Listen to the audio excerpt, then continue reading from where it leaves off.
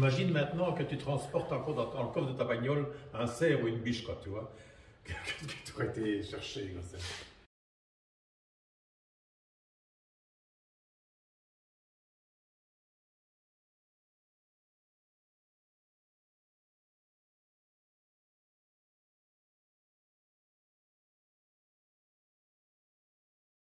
ça, c'est Steve de Smet.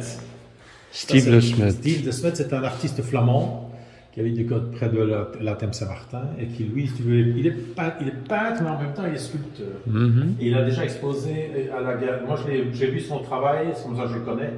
Il a exposé à Marchand aussi il y a quelques années dans une exposition sur l'animal.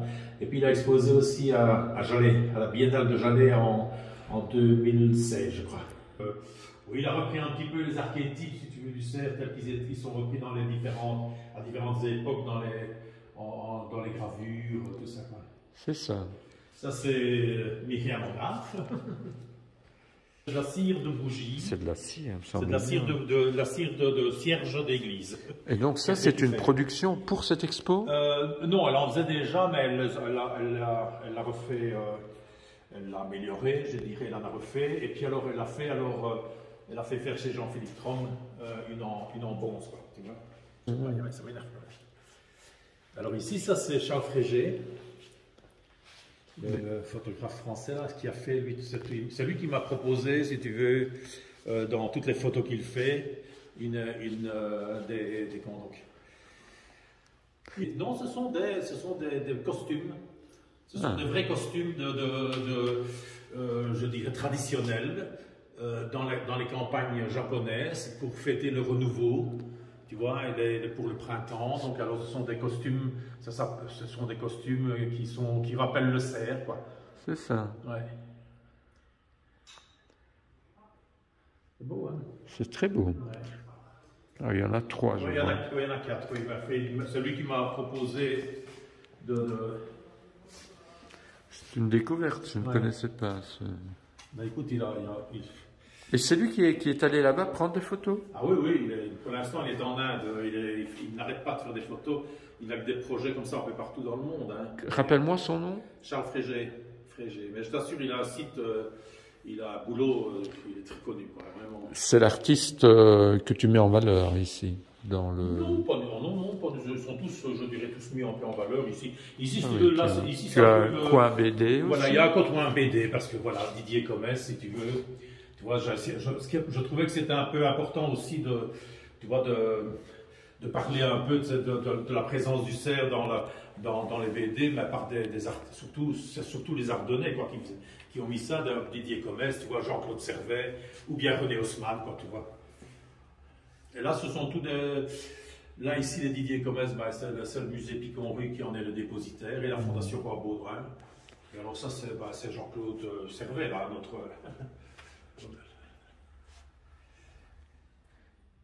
Il a quel âge, Jean-Claude Servet? Jean-Claude, il est né en 55. Ah oui.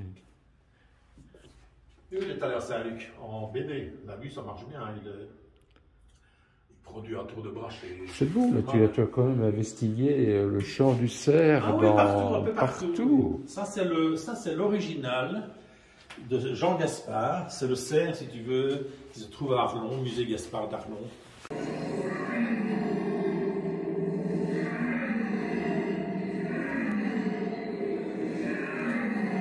Ça, c'est une sculpture d'un bronze de 1912. 1912, c'est le cerf qui bande. Ouais, c'est le cerf, oui, qui est en plein rut. Ça s'appelle l'appel de la forêt. Et alors, c'est le musée lui-même j'ai demandé, mais alors j'ai dû avoir comme c'est la ville d'Arlon qui est propriétaire, j'ai dû avoir une décision du collège final pour qu'ils me le prêtent, tu vois. Mais ils m'ont prêté la vitrine avec. C'est ça. Et je vois que tu as plusieurs belles... Ça, c'est Steve de Smet, aussi, le peintre, qui est en sculpteur. Ah oui, voilà. Donc c'est le même peintre. Oui, il est sculpteur, il est surtout sculpteur, mais il est prof de peinture aussi. Et lui, c'est vraiment... c'est quoi comme matière? C'est du bronze. Du bronze aussi? Oui, c'est du bronze et de la feuille d'or. Parce qu'il y a de la feuille d'or ici. Tu vois, dans la coupure, là, comme ça, ici, c'est recouvert de feuille d'or. Ah oui. Ça, c'est une œuvre qui m'a été enfin, qui appartient à une collectionneuse privée du côté de Asse, à Asse, oui. Et comment tu fais pour retrouver toutes ces... J'ai contacté les gens, tous les artistes, et puis je les connaissais, enfin il y en a que je connaissais, et puis j'ai surtout, surtout la plupart je les connaissais. D'accord. Donc il y a beaucoup de trophées, je vois. Ouais, beaucoup ça c'est aussi de Steve de Smet. Ah oui. Mais ça, si tu veux, c'est vraiment, ça s'appelle le prophète, c'est-à-dire, oui, c'est le Baptiste. C'est vraiment une évocation de Jean-Baptiste, tu vois. C'est ça. Donc il y a une spiritualité sous-jacente. C'était surtout je dirais, le cerf en tant que symbolique, quoi, tu vois, en tant aussi qu'animal totémique de des Ardennes, mais c'est pas une exposition animalière. Eros et Thanatos. Eros et Thanatos. Oui, parce qu'ici, c'est ce que je dis, combien de têtes faudra-t-il que le cerf paye? Quel tribut le cerf doit-il payer pour que nous soyons aussi, je dirais, nous soyons en grâce, si je puis dire. C'est un petit peu ça, quoi. Donc, et ici, tu vois, ce sont les bois, si tu veux, c'est un mélange de polyester, de feuilles d'or aussi, et de peinture, parce que ça, c'est sa palette. Tu vois. Oui, je vois là. Ouais, c'est sa palette de peintre. Mais alors il me dit tous les bois, ils viennent de Vielsam parce que ses beaux-parents ont une maison de campagne à Sam-Château. Et alors il dit ouais, quand je vais en Ardennes, eh ben je fais le tour je vais dans les bois. Quoi. Et derrière, c'est une. Alors derrière, ça c'est un artiste qui s'appelle Luc Dooflinger, celui-là. C'est un artiste il habite à Nancy. Et alors lui, je le connais parce que c'est le compagnon d'une galeriste avec laquelle on a travaillé l'année dernière, hein, pas de deux là, avec la galerie modulable. Et alors, et puis elle me dit, j'avais un catalogue de cet artiste, et voilà, j'ai vu les cerfs, je suis allé lui, et je lui ai demandé quoi. Et alors aussi c'est. Ça c'est notre ami Philibert de l'Écluse. Ça c'est d'après photo. Ah, je ne sais pas si c'est d'après photo, oui, je n'en sais rien, Ben, Philibert de l'Écluse, il est professeur à Saint-Luc-à-Tournai, lui, hein. Et il est professeur d'illustration, tout ça, et en même temps, c'est aussi quelqu'un qui habite, je dirais, du côté de Bièvre, Bouillon. Et alors là, c'est une peinture que moi je connaissais. Et alors, parce qu'il a réalisé il y a quelques années, et puis alors, donc ici, ça s'appelle la décharge, mais tu vois, c'est à double sens, quoi. Il y a un côté d'humour. Il y a un côté de l'humour dans l'expo. Oui, voilà. Alors ici, ça c'est une peinture que lui a réalisée pour l'expo. Philibert. Oui, ça s'appelle la grotte de Monsieur Courbet, tu vois. Le cerf est un animal très sexuel, hein. Donc, il a fait une sorte d'allégorie, de métaphore de la grotte, de l'origine du monde, enfin tu vois, et alors, comme tu vois, il a beaucoup semé sa semence, quoi, tu vois. Le clou du spectacle. Alors là, ça c'est François Lelon. C'est un peu le point de départ de l'exposition parce que c'est aussi, j'avais vu dans une revue, les massacres, tu vois, ils appellent ça des hybrides. Et j'avais vu, alors voilà, je me suis renseigné, puis je l'ai contacté parce que je l'ai vu sur Facebook. Et alors, je lui ai proposé, ça fait déjà quelques mois que je lui ai proposé ça. Et alors, donc, il est en pleine création de la suite d'un projet qui s'appelle Actéon. Le personnage d'Actéon, tu vois, c'est ce personnage mythologique qui a eu le malheur d'aller observer en catimini Artémis et Dialgestes, et alors pour se venger, pour le punir, elle l'a transformé en cerf, et naturellement, comme il était chasseur, ses chiens n'ont pas reconnu, et naturellement il s'est fait déchirer par ses chiens. Ça c'est la légende. Et ici, François Lelon, qui est un artiste qui habite dans le Limousin, lui, ce qu'il a décidé de faire, c'est de dire que tout le monde fait Actéon avait réussi à s'échapper. Et naturellement, maintenant, il est un peu en errance, comme ça, donc il fréquente une série de sites refuges comme l'Orange pour l'instant. Après, cette œuvre va aller dans différentes expositions. l'exposition est probablement même en Islande.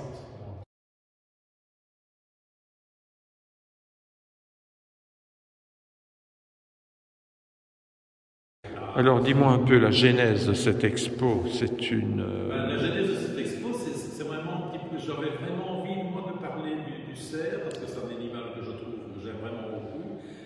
Et puis, c'est aussi, pour moi, c'est vraiment le symbole même je dirais, de l'Ardenne. C'est le roi de nos forêts, mais en même temps, c'est un symbole de renouveau perpétuel.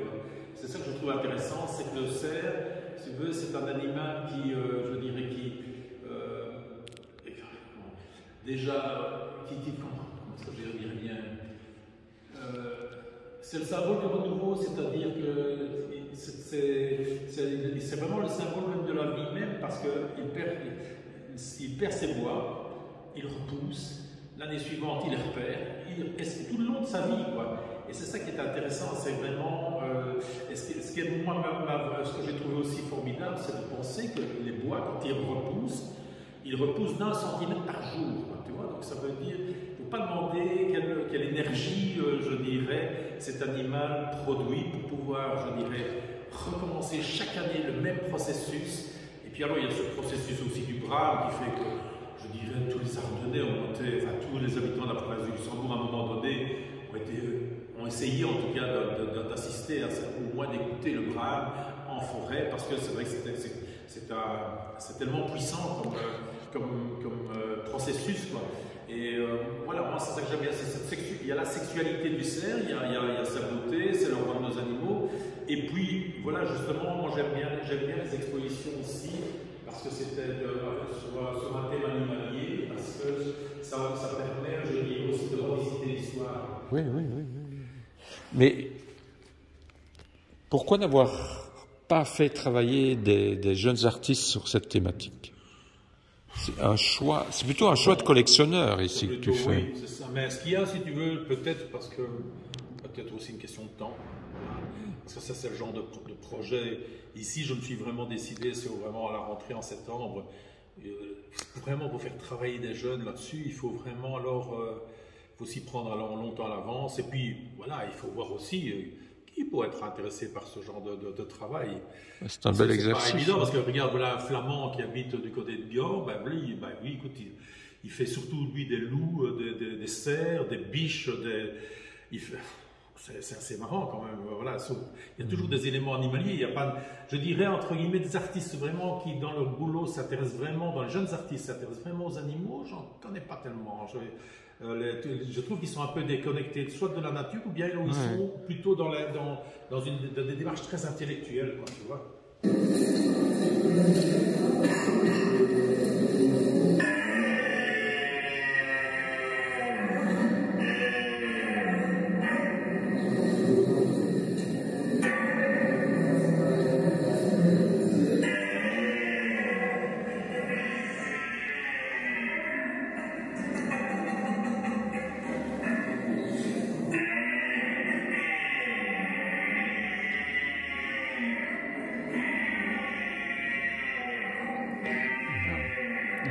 Petite question, est-ce qu'ils ont fabriqué eux-mêmes leur instrument? Oui, ce sont des instruments. Ce sont des instruments fabriqués.